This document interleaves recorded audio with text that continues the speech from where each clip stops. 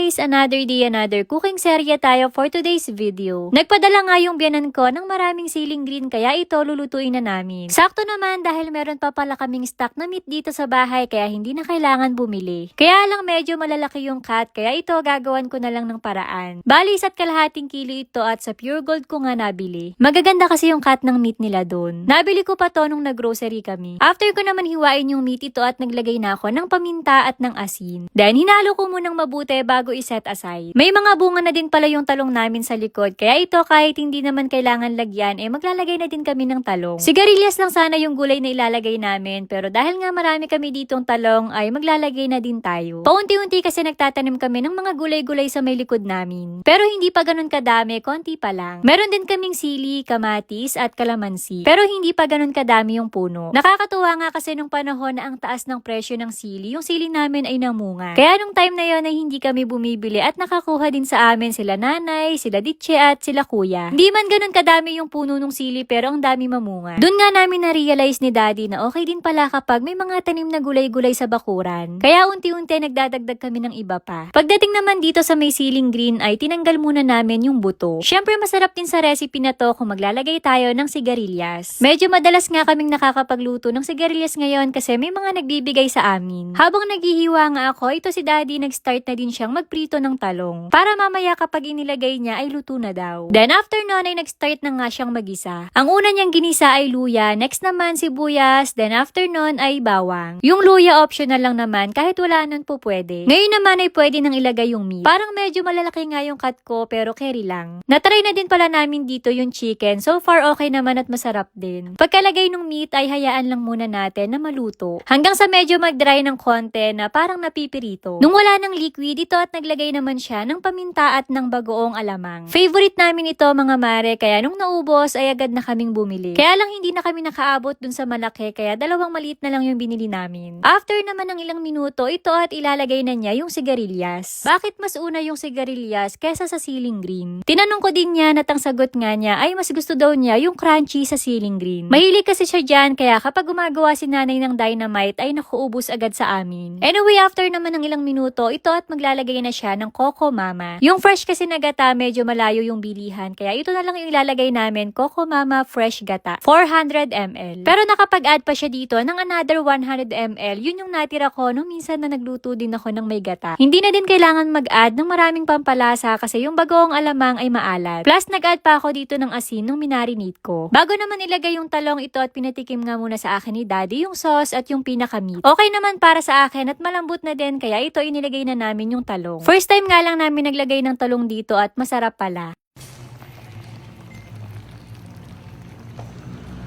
So, ito na luto na. Kain po tayo. Hindi gaanong maanghang yung siling green siguro dahil sa pagkakatanggal namin ng buto. Mahilig ako sa maanghang pero ayoko din naman yung sobrang anghang. Pero itong siling green hindi ganun kaanghang kaya naubos ko din. Yun lang, salamat. See you sa next mini vlog.